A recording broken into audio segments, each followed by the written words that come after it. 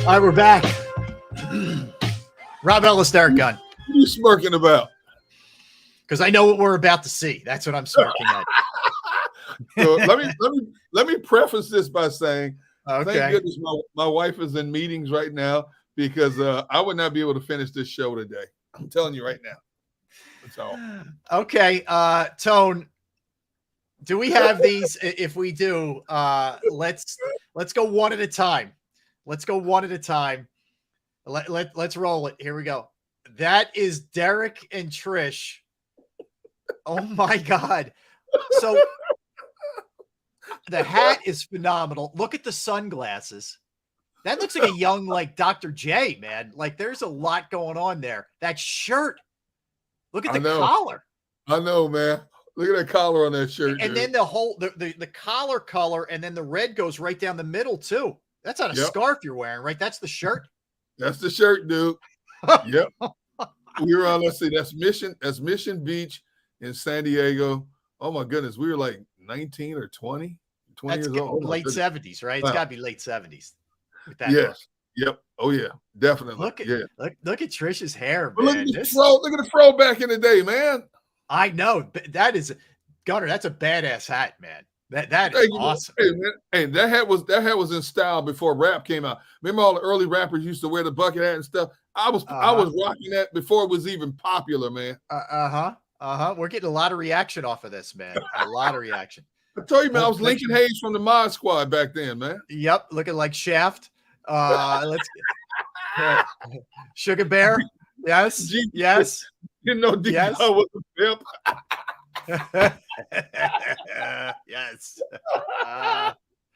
Father Sean, ready for Soul Train. Oh my God, this is awesome. Earth, Wind, and Fire. I love it. I love it. This is phenomenal. All right, so Tone, let's go. Let's keep them rolling, man. We're not even done. You guys thought we were done with that one? We're not done. We got a couple others here. All right, so that was just the entree. Oh, look how cute! Look at you, man. And you got the whole. What do you have going on there? In the is that a pen in the ear? That's not a cigarette, is it? No, a pen, dude. Not a cigarette. All right. Yeah. Can I first piece of advice? Maybe clean your windshield a little bit. Look at that thing, dude. It's a desert region, man. No matter how many times you wash your car, it's dusty. As soon as you come out of the car, the birds had a field day on that bad boy. Hey, but you see that car I'm sitting on right there? Yeah. That car was a 98 Olds Regency my dad gave me to go to California with. Let me tell you something. Not a 98. 90, that was the name of the model. Wasn't the year. The make and model was a 98 Olds Regency. And let me tell you something. That car had powder blue cloth interior seats. It had 4 doors, power windows, power seats, power everything back in the day. My dad hooked me up, man. Wow, that's awesome. That is awesome. I look at you, man. Look at Trish. Look how happy. That's a beautiful young couple right there, man. She ain't happy these days. Well, she won't be after this. All right, so we got one more, Tone. Did we get the other one too? All right, Tone's going to bring the other one up as well. Oh, geez. See, we are bringing it today. I'm in the crawl space. You're pulling stuff out from the 70s. This is like beautiful, man. A lot of archive footage here that's happening. The chat section's going bananas over this. All right, last one that we have. Check this out. All right, so here's the next one. Oh, look at you. Now, what does the shirt say? Milwaukee. Milwaukee. Okay. Milwaukee. All right. You got representing home city, baby. You got the visor on, so you can let the fro with it's like a sunroof. You let the fro go out of the visor. Right. I like it, man. Yeah. Hey, look, man. Dude. Here's why I did it, Rob. You are such a good sport, making fun of yourself. I said, you know what? I got to jump in. I got to go back. And, it's my turn. Yes. I'm always taking playful shots at you. Yes. I said, I'm gonna give you your opportunity now. But yeah, this picture was in her mom and dad's house back in the day. And we started dating when we were 19 and we got married at 23. That is awesome. That is awesome. Tone, appreciate it, brother. Thank you. Good for you, Derek. Good for you, man. You showing us the old school stuff. I love it. I love it. We should do like a show and tell day every day. Just there you go. Something from back in the day, but very cool. That was funny, man. That was entertaining. I got to tell you. Who would have known? Who would have known that she would? The number one, I could fool her into marrying me, and number two, that she would stick with me through all these years. Yeah, it's one thing to fool her into marry. The other thing is to maintain over the next 40 years, like you have. That's the true, man. That's the true gift, right there. My brother would always say early in our marriage, he would always say, "You two ain't gonna last 5 years," because we're both the oldest kids in the family. You know, the oldest kids always have that dominant personality. Yeah. You know, two strong-willed individuals. And my brother would always say, you two ain't gonna last. And then even when my kids got my brother was here recently and surprised me for my birthday. And through the years, he's always asked my kids and my wife, "Have you ever seen your dad's temper?" And I would always tell him, "Would you please shut up? Just shut up. You know, let sleeping dogs lie, man." Because back in the day, there were times back in the day, man, I didn't know if I was going to make it, man. Woo! I hear you, man. Gigi, we will. I promise you, we'll get that set up. We will. Well, I'm going to make it a point to get that taken care of. And Tone's on. We got to get the chat. We got to get the chat. When Tone gets on it, you know it's going to get done. So I will. We will get it. We promise. We will. It's only fair to you guys to be able to share stuff with us too. So we will get on it. Promise. All right, we didn't finish everything up with Brandon Graham. We want to again go back and check it out. We have Jason Kelsey tomorrow at 1:00. So make sure you're locked in for that. So we heard from him about Sean Desai. We heard from him about the difficulty of the Super Bowl. I want to talk. I want to hear the cut from Nolan about Nolan Smith, because Nolan Smith has some similarities to Brandon from a size standpoint. He's a guy who's going to be used on the edge, but I don't think is solely just an edge guy. He can do some things in the run game as well. But most of the impressions that you're hearing from fellow players and the media are very favorable regarding Nolan Smith. So here's what BG had to say yesterday with us regarding Nolan Smith, Eagles 30th overall pick. Because we were talking about the young guys, and we're like, we don't not on a bad way. We just don't know them well enough. Jordan seems like a real personable kid. Yeah. Funny, man. Him and what's the name though? He's like me for real. Nolan Smith. Yeah, Nolan already kind of, embracing it all and just enjoying just being here, man. I could see his attitude, carrying him far, just making sure that he go out there and play. That's the number one thing. You got to make sure you ball out at least. But I do love that he came in right away, just ready to work and, excited to pick our brains. And, you can tell that he really taking this serious. That's cool. We've heard a lot of good stuff about him. And everybody says he looks bigger in person than what we were told. Yeah, you went through that too, the undersized thing, and Reddick went through it too. And now Nolan had to deal with that as well. Yep. So, I think you know how I go. Just go out there and play. Ain't nobody gonna worry about none of them measurables. Hey man, you're 35 now. Do you feel like the old man on the team? You got a bunch of kids, 21, 22. Do you feel? Is his father time creeping up on you? Hey, you know what? The way I'm moving, man, I'm just out there, just teaching lessons and letting them boys think that I'm old until I'm out there hit you with a.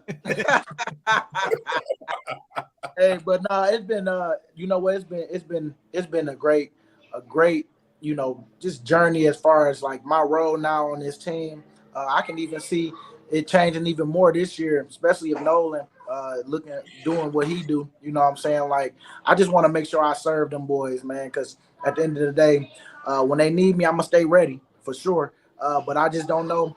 I'm just going into it, just like whatever. I done made it to the promised land. I done had, my fun. I'ma still have my fun even this year. But I'm not putting no pressure on anything. I know my reps gonna go down because we're trying to get these boys ready for the future. So I'm excited just to help them and give them all the game that I have to be able to, help them. Like I told them, I want to see you win. That's it. I mean, I know what it feels like, and I'm at that point now where I done won everything I wanted to do in this football life, and I just want to make sure I pay it back by giving it to them boys And I'm happy that you know, they really taking it serious, because me, Jalen, all the guys, man, we do a lot of stuff afterwards, because I didn't get a chance to be a part of the field stuff. So we would lift, and they would do some stuff with me after every lift that we did during the week, Monday through Thursday. And man, them boys, you know, I could just see that we building something even more special than we did this year. Pretty cool, man. Pretty cool. And always with the thought of the team. What's best for the team? Making the younger guys better is what's best for the team, even if it means my numbers have to suffer. That soundbite right there, I think, defines Brandon Graham. Like, just what he's always been about is the right thing. Could not have said it any better. In this stage of his career, you know, football players want their reps, man, especially if they have, like, you know, bonuses attached to it or anything else. But, you know, Brandon Graham said it last year when he was on the show before the season. He knew his reps were going to go down. He was fine with that. Mm-hmm. He reiterates it again now. Brandon Graham doesn't care about his individual numbers. Obviously, money was not the ulterior motive for him coming back to sign here. He wants another shot of the ring, that one moment, that one shining moment, that one final glory moment. And who knows, if he won another ring this season, this might be the year he rides off into the sunset, you know. Even if he doesn't win, he might ride off into the sunset anyway. But, you know, Brandon Graham has always been about trying to make us better. Not me better, but us better, you know. And when you have a personality like that and a mindset, it can't do nothing but trickle down to those who are following you. I was on Birds 365 this morning, and John McMullen brought up how, from what they've seen, that Nolan Smith is like a Brandon Graham point too, you know, always out there, you know, chirping and chatting. I said, we're going to have to go through this again. But you know what? I also said Nolan Smith has to know he has to wait his time also. He's a new kid on the block, you know, show your personality to a certain point, but also, more importantly, show what you can do on the football field. Now, if he excels on the football field like we all hope he does, then we'll see more of that personality as he progresses as a professional athlete. But I think it's refreshing that now you have Brandon Graham Part 2 waiting in the wings for this organization. Well, Nolan Smith is in the sort of unique category, Derek, that a couple of these guys were in last year. Like if barring injuries, you're not going to have to count on him to do a ton, or at least you shouldn't theoretically. Right. And so that's where it's kind of like Jordan Davis last year and Nakobe Dean last year and a couple other guys. Whereas at other spots, Jalen Carter's got to step in and play and you know, perform. Yep. Jordan Davis now has to step in and perform. Maybe Juergens, maybe Steen, one of those two is going to have to step in and perform. Blankenship's going to step in and perform. Right. Nolan Smith's about the only one that I mean the higher round picks that could maybe not be really counted on a ton, at least this year. All right, let me give you the last one here from Brandon that we have available for you. And this is regarding a lot of the trash talking and a lot of the whining that we've heard from the 49ers in particular, but generally, you know, what kind of drives these guys, what kind of motivates these guys. Here's BG from our interview yesterday. Game in and game out is so physically and mentally demanding and exhausting in a lot of ways. But part of your game is nonstop chatter when you pick out a player on the other team. A couple of weeks ago, I saw Fletcher Cox on somebody's podcast. I can't remember who it was. And they asked Fletcher about you. He said, man, I got to calm this guy down. He said, I got to keep telling them, man, don't be taking off these people over here and make them mad. And I saw one clip. I couldn't tell what game it was. When you were chirping at somebody and Fletcher said, hey, BG. He screamed at them. You said, what? And then like you woke you up. It's like you get in these zones of start bantering with certain people. Like you tell offensive line, I'm coming at you. You know, you ain't that good today. And I'm thinking, this dude, what is wrong with this dude, man? Hey, is that part of your game? When you play this game, man, you got to take your mind to a different place, you know. And so, like I tell everybody now, I mean, I don't know what this team is yet. I ain't seen nobody get hit in the face yet and see how they bounce back. You know what I'm saying? Because like this league definitely will humble you, and it will see if you really about who you if you really are who you say you are. I would say because it's not easy. I mean, you have a bad game. Let me see how you come back practice. Let me see what you're doing during the week to make sure that you come back a lot stronger, because you're gonna have them ups and downs. You know, it's gonna be us us as the leaders to be able to help some of the guys, a lot of guys that ain't been there before, these new guys that came in that had this Georgia, success, and sometimes it don't always translate right away like you want to. But you got to keep the faith. You got to keep going, keep working, keep believing in yourself, building that confidence and practice every day that you go out there on that field. You gotta stay with it, because that it's gonna tell you on so many levels why you shouldn't, why you can't, because it's gonna be guys that's just cold out here, man. They not look like it's just natural. You know what I'm saying for them, but they putting that work in every day too. And they taking these reps serious every chance they get. They making sure they knowing what to do and just going out there and having that confidence on Sunday because of what they put in during the week. So that's where I start to judge, when I start to see how these guys taking during the week, because it's that's what it's about. Because that ain't like you can go out there on Sunday and get lucky one game, maybe two, but let's see how consistent you be, because you got to stay consistent in this league, and it ain't. Yep, well said. Well said. When you do it for as long as he has, you could talk about consistency. That's for sure. He's not a one-hit wonder. No doubt about that. So good stuff. Good stuff. And again, Jason Kelce tomorrow at 1:00 will be joining us. All right. Correct. Kelce just hit me up now. He said, D-Gun, I messed up. Can I do 2:00? I'm like, okay. All right. So now Kelce at 2:00. And he finally sent me his email address. So that's semi-confirmation that he will be here. That makes me feel a little bit better. Yes. So pull the curtain for a second. So sometimes there are certain guests that we can lock in and we know that guest is going to be like it's a done deal. Right. Forget it. And this is not to say that Jason is not an accountable guy or anything, but sometimes with certain guests, you it's especially athletes, you hold your breath a little bit. Like they're probably going to be good, but you never quite know. And you want to promote something as much as possible because you want people to know about it in case it happens, but you're always sort of like, oh God, please be on time. Please just remember. Because I've had guys honestly just forget, or the wife ran out and he had to go do something, and it's like, and we get burned. And then people are like, dude, you said so-and-so was going to be on at this time. And I'm like, we thought they were, but sometimes you never know. But yes, looks like 2:00 tomorrow, as Chuck Wooler used to say. Remember that 2 minutes and 2 seconds? Right. He would say that for the Love Connection. Yeah, you have a contingent of players who are just, oh man, Deegan, I forgot I told you. My bad, man. Can I do it next week? No. Oh, yeah, okay, whatever. Kelsey's got so much on his plate with the podcast and stuff. He's like a Chris Long. Hey, Deegan, I'm trying to squeeze you in here. I'm trying to squeeze you in there. I get it. If we get him, it's kudos for us. If we don't get him tomorrow, we'll get him eventually. If nothing else, out of guilt, I'll lay the guilt trip on him and get him at some point. And look, we've had guys like Chris on before. Chris is great. So but that's another guy we'll try and get on before the football season starts and all those kind of things. So yeah, we're looking forward to Jason tomorrow. He's got his big event coming up down at the Jersey Shore. Actually the following week, June 28th. So what's today? The 20? Yeah, about a week. It's a week from today. 21st. Yeah. So it's a week from today. So we'll talk to Jason about all those kind of things and the podcast, et cetera, et cetera. This is interesting, Derek, just to kind of jump off football for 1 second to the NBA. Right. So the league, according to Shams Charania and a bunch of other insiders who are all over this kind of stuff, they put out their updated financial figures for the 23-24 season, the upcoming season. There's a 10% maximum increase. So the $136 million salary cap is $2 million higher than many projected originally.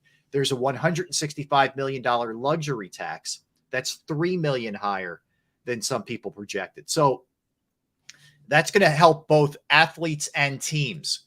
For example, according to our buddy Derek Bodner, gives the Sixers a few more million under the aprons, meaning the luxury tax aprons, to work with. Also pockets Joel Embiid an extra $3 million over the course of his contract because his Supermax kicks in this season and there's more money this season. So it helps both. The other interesting thing, again, it's a little bit, but every little bit helps, I guess. Montrezl Harrell has opted out of his player option, which would have been $2.7 million. So that gives him also a little bit more. Yeah, I mean, it's a little bit more to try and find somebody that can complement what you need, a shooter or whatever, a wing, So Harrell opts out. There's no way he's back as a Sixer. He and his agent must think he's getting more than that 2.7 somewhere, or multiple years. So that's good for a roster spot, and that's good for more money. That helps. It's a little bit, but it helps. It does, especially a team that's so handcuffed like the Sixers. Anything they can get to help them make better decisions, hopefully, in terms of strengthening this roster, is a plus. To me, it's still not enough to get the kind of player you need to get in here to complement what you have. But, it's more than what you had. That's all you can ask. It's some kind of breathing room, and who knows? Maybe they can get creative enough to move enough people to really shock us all and go out there and make a deal to get somebody in here. Yeah, and that's the thing. I've been, saying to over repeatedly. Like I don't see it. Not hopeful here. But this is where you need Daryl Morey to act like an elite GM and figure it out, and figure out a way to make this happen. And maybe it starts tomorrow night at the draft. It's why you should at least casually keep an eye on it, even though it looks like there's nothing for the Sixers right now in terms of draft picks, because there could be a trade made. Nope, not going to do it. Between people texting me, my laptop, and my phone, I have all the notification I need to watch that, to find out what's going on in the draft. And then, of course, later in the night, I'll go back on my laptop and recap what went down in the NBA, so we can get ready to talk about it the next day. But I cannot. There's no way I can actually honestly say that I'm going to sit in front of a camera for more than 2 minutes to watch that draft tomorrow. I just can't. Look, I get it. I know where you're coming from. And again, like I said, it holds less luster than any draft I can remember in a really, really long time. Did you see this one? We're going to get to our NFL segment in a minute, but Aaron Rodgers is scheduled to speak at a psychedelics conference in Colorado about why he thinks ayahuasca boosts performance. I am not kidding you, man. Your boy. Conference, everybody's sitting in the audience like this. That's your boy, man. Now, are you done with him? Like, how do you view him now that he's an ex-Packer? How do you view him? Wish him success unless he's playing the Packers. Right. You held that team for hostage for 3 years. You know what? I don't begrudge anybody. You hate to see him move on, especially when you have to get worse. What's left behind has to get worse before it gets better in terms of wins and losses. If he goes there and excels in the twilight of his career, hey, more power to him. I know when Brett Favre left and left and went to the Jets, and then, of course, he went to Minnesota. Man, people wanted to burn. People were burning his jersey, so on and so forth. That's like an Eagle going to the Cowboys. I mean, yes. Right. Yeah. I will never get to that point about any athlete that comes through my hometown of Milwaukee. You know what? It didn't work out here. You ran its course here. You move on elsewhere. Now, if they turn around and beat the team you root for it, then obviously it's like a kick in the gut. But for the most part, like we all will. Anybody who watches football will have their eyes on Aaron Rodgers and the Jets, because now so much is expected of them. They had such a good defense. They had all this personnel on offense. They lost a great young running back. Running back's coming back. You brought in more weapons. Garrett Wilson exceeded anybody's expectations as a rookie with nobody throwing him the ball, basically. Mm-hmm. You got a lockdown young corner over there. And there's a lot of excitement around the Jets, and rightfully so. And there's a lot of intrigue across the National Football League in terms of what this Jets team is going to look like. Can they go toe-to-toe and swing with Miami and Buffalo? That's going to be interesting to watch. And I'm like everybody else. I'm going to watch it and see how it unfolds. Yeah, I mean, they're going to go from the very unique position of sort of last year, maybe sneaking up on teams, to target on their back with that one move, with that one acquisition. It's crazy, but it's true. I mean, they're literally now. I think you ask anybody around the league, if they don't make the playoffs, it's a huge disappointment. Yes, absolutely. When was the last time we had those kind of expectations for the Jets? It's been a long time. Yeah, it's like talking about the Cleveland Browns. Yeah, right. But you just expect them to go for the season, and that's it. Jake, I must know what the snacks are at this conference, the Aaron Rodgers conference. Yeah, really. I'm telling you, man. Yeah, dude, you going to a psychedelic conference? It'll be interesting. I wonder if they'll have samples for everybody in the audience also. I don't know. Could be fun. Could be interesting. All right, let's do this. Colorado, right? Yes. Oh, it's legal in Colorado, so you can go outside the building, inside the building, wherever you want. Well, certainly weed is. I don't know about the hallucinogens, but yeah, we'll I don't know. I don't know. The peyote conference. God bless you. Ayahuasca, baby. All right, let's get a timeout, come back, NFL talk. We'll get into a bunch of different things, including, Derek, our series on the greatest, meaning the best players for each organization over the years. Yesterday, we did the Steelers. We're going to do the New York Football Giants. Today, the NFL cracking down again, just trying to really send the message again to their players about the gambling stuff. Some players on the move, one may be in trouble, a lot of stuff to get to. We'll do all of that when we come back. Don't go anywhere. He's Derek Gunn. I am Rob Ellis. We are Sports Take. All right, let's talk about Flynn Tree Services. They are an experienced, licensed, and insured Pennsylvania tree services company that will trim or remove any unwanted trees off of your property. They offer cost-effective solutions to any tree problem that you may face, and they are experts at trimming all types of trees, and they serve southeastern Pennsylvania, South Jersey, and northern Delaware. Flynn Tree Services specializes in tree removal, stump grinding, as well as tree pruning. Now, keep in mind, it's a great time of year to get the trees evaluated. You don't want something bad happening once the summer with the rains and the heavy winds come, and you have branches coming down, trees coming down. We know what that could look like. You go to their Facebook or Instagram page for more information or a sampling of their work. Give Flynn Tree Services a call at 610-850-2848, 610-850-2848, or online at flynntreeservices.com. That's Flynn Tree Services.